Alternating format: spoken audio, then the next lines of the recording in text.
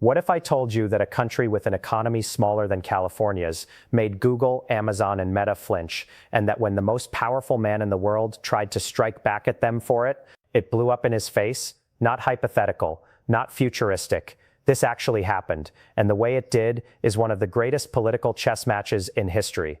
Stay with me the next few minutes, because when we're done with this, you'll think about the global tech economy in a completely different way. For decades, the American tech giants lived in Canada like colonial overlords. They set up shop, earned billions in revenue off Canadian users, paid virtually nothing in taxes in the country, and faced virtually no regulatory repercussions.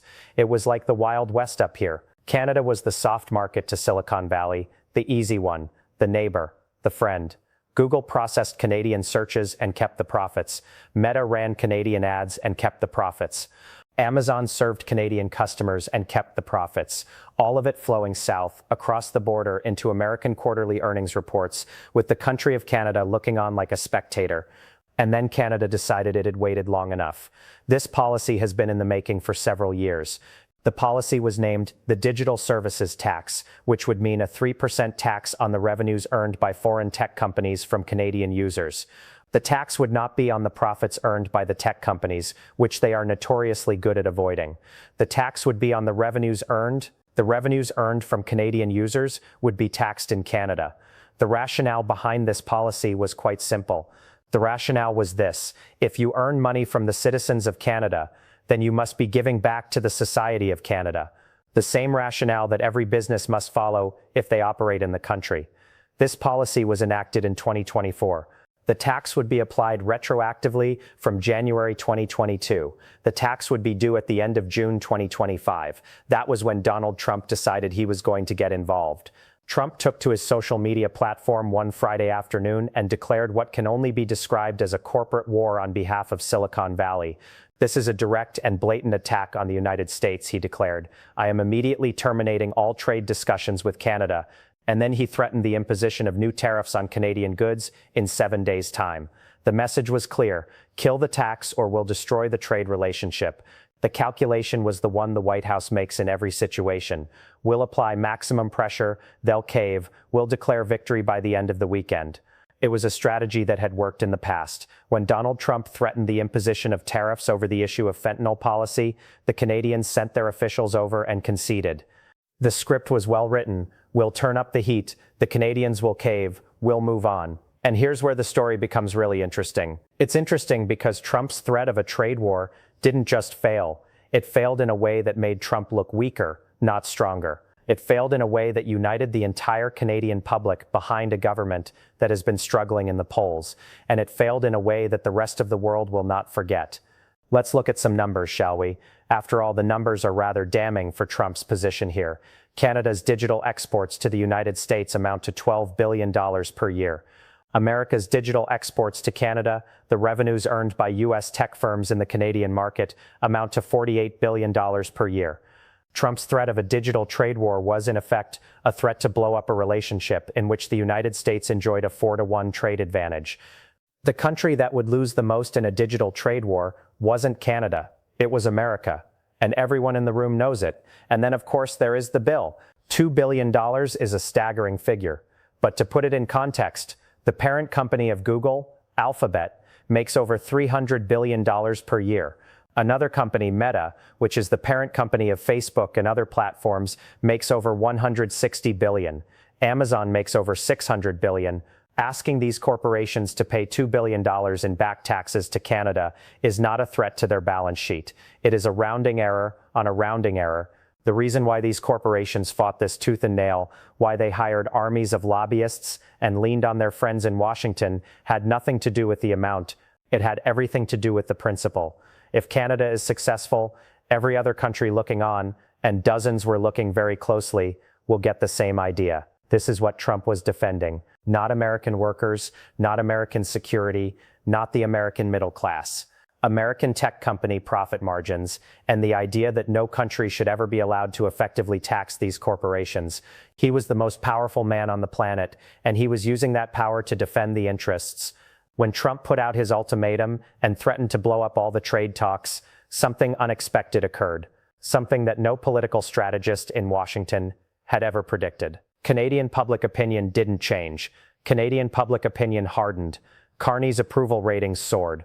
Across party lines, whether you were a conservative voter, a liberal voter, or NDP voter, Canadians rallied around the idea that their country had a right to tax companies that were making money within their borders. The threat that was supposed to build pressure on Carney to back down actually built pressure on Carney to stand his ground. The reason for this is that Trump fundamentally misunderstood something important about Canadians in 2025. This was not the same country that had spent the last decade quietly trying to keep out of everyone else's way and avoiding conflict. This was a country that had already spent months living under the threat of tariffs, living under the threat of being told to join the 51st state, living under economic pressure from their southern neighbors. Canadian identity had been refined and clarified by all this aggression. Canadians knew exactly what they were fighting for. And a tax on Google's Canadian revenue? Not even the Conservative opposition party, which had been working for 2 years to establish their credentials as more America-friendly than the Liberals under Carney, dared oppose it. The political risk of being seen as protecting the interests of foreign tech billionaires over Canadian fiscal sovereignty was simply too great. When the opposition can't attack you on an issue, you've already won the domestic battlefield, and here is what happened next, which is the part of the story that is buried in the news cycle, but is the most important part of the picture. Trump's threat succeeded in a very technical sense. The Canadians repealed their digital services tax at the last minute, the night before payments were due, in return for continuing talks on trade. On Sunday evening, Carney's finance minister announced the move as a tactical decision to free up the wider trade talks. On the face of it, you might say this is a victory for Trump. He threatened. The Canadians backed down, case closed, job done. Result for Washington. But if you look at what actually happened here, and I mean actually happened, you will see that things are not so clear-cut. The Canadians have not changed their position on whether American technology firms ought to be taxed on revenue earned in Canada. They have merely stopped collecting one tax in return for sitting down for wider talks. The digital services tax framework remains on the books as law. The framework remains in place as law. The precedent that Canadians have both the right and will to impose this sort of tax was set. It was argued for to the face of American threats before any compromise on our side. Now let's compare that to what Trump actually received.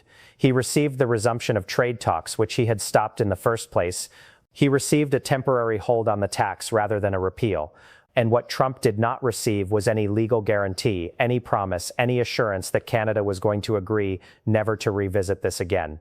He screamed, he threatened, he stopped the talks, and what did he receive? He received an agreement from Canada to continue the talks.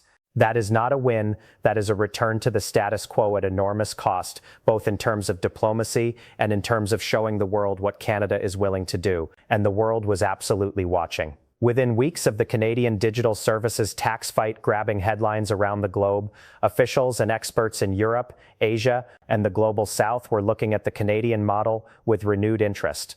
The European Union had been fighting this fight for years, always getting watered down by American legal battles and trade pressure. Here was a G7 nation, a Commonwealth nation, an American ally, willing to stand in the room, take the pressure, and force.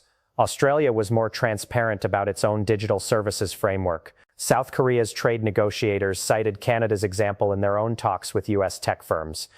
India, which has the most to gain from asserting its own sovereignty over the data of its billion-plus citizen base, cited Canada as an example of how the conversation was evolving. What was once seen as a fringe view that Silicon Valley owes taxes to the countries it makes money off of was rapidly becoming conventional wisdom, country by country, finance ministry by finance ministry.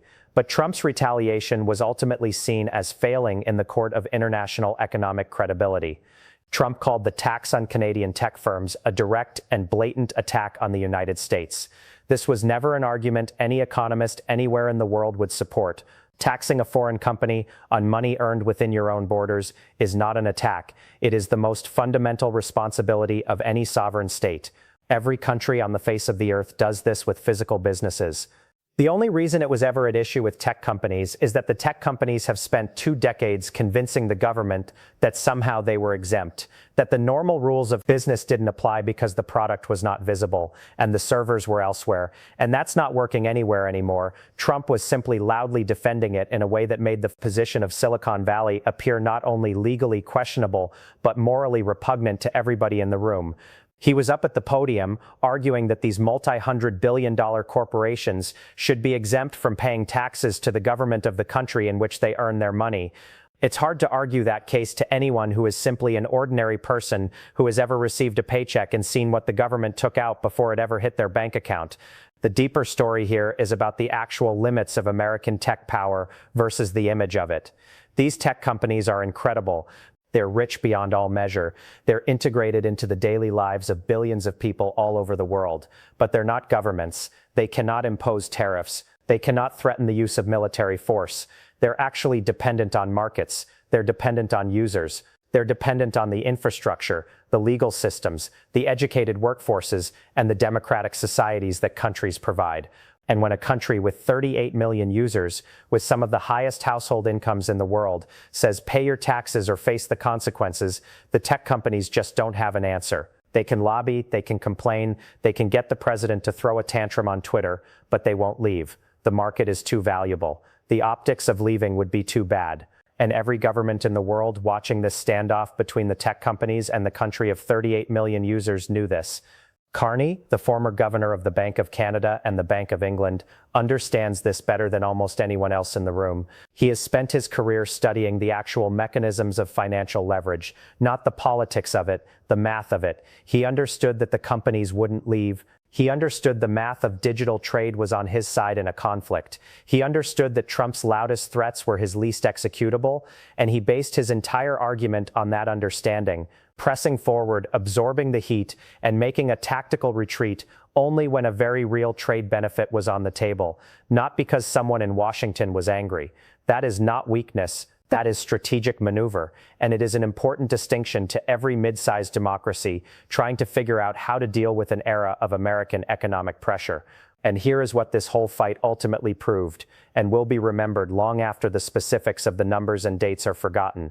It proved that a Western democracy can pick a fight with American tech giants over taxation and sovereignty, withstand tremendous political pressure, and survive. It proved that American economic threats have limits, especially when the country to which those threats are made has something to trade and a united front. It proved that public opinion is not necessarily a weakness to be courted, but a strength to be leveraged by a government willing to make a clear argument and stick by it. And it proved that the era of untaxed, unregulated, and consequence-free American tech expansion is not an eternal one, because the countries that host those companies are becoming smarter, more united, and less intimidated by the threat of a tweet. Canada made the strongest stand that any Western country has made on this issue. Canada took the hardest hit. Canada retreated on their own terms. And the precedent that this fight is worth fighting, this fight is winnable, and the numbers are in our favor and not the corporations. That precedent now belongs to Canada. But let's also talk about what this fight cost Trump domestically, because that part of the story is almost entirely ignored. American tech giants like Apple, Google, Facebook, Amazon, and Microsoft are not just corporations. They're the largest political donors to campaigns and lobbying efforts in the country. They're the ones who funded the political environment that returned Trump to office. They're the ones who stood on stage at the inauguration. They're the ones who expect a return on their investment. And for a few days in late June 2025, it looked like Trump was going to deliver that return. He was going to throw the full weight of American trade policy at a 3% Canadian tax. But then Canada didn't crack. The talks resumed without the law being given up by Canada. The companies still face the law. The precedent still holds, and every boardroom in Silicon Valley is now quietly recalculating whether the political bet they made in Washington is actually paying off the way they wanted. This is a crack in the foundation of the marriage between American tech power and American political power. It's a small one, but cracks have a tendency to grow. Trump wanted a capitulation. He got a negotiation. He wanted to prove to Silicon Valley that they were untouchable. He proved to them that they could be made to sit down to the table. He wanted to humiliate Canada. He got a united Canada. The world tech order is changing. Not tomorrow, not next week. Country by country, law by law, invoice by invoice. And the country that drew the first line, that made the argument, that walked away with the argument intact, wasn't a superpower. It's Canada. With a spreadsheet, a former central banker, and the audacity to send the bill. This is an important issue. It should be important to you. It should be important to everyone, because every country in the world is going to have the exact same fight with American tech companies over the next 10 years. So drop your thoughts in the comments. Was it the right call for Canada to hold out and demand that first payment? Or was it the right call to suspend the tax in the interests of the overall relationship with the US? I really want to know what you think. Subscribe, press the notification bell, because this fight is far from over, and it's coming sooner than anyone in Silicon Valley wants to admit.